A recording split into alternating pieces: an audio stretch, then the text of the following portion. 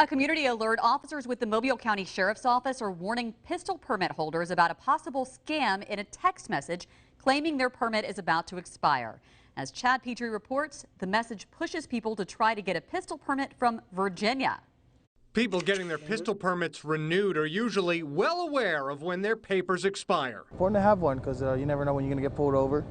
You don't want to catch any criminal charges or anything like that, and it's important to have it on you because protection, and you never know when you're going to need it. The sheriff's office says a text message being sent to some residents reads, "Today is the ending day to get your concealed carry certificate for your state."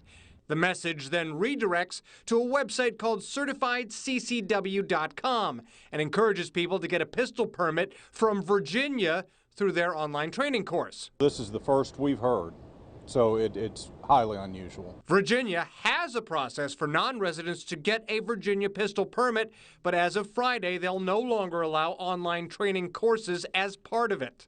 Officials here say the easiest thing to do is to just apply for a permit in the county where you live. You have to have an NCIC check, and you have to appear in person to sign and pick up your permit.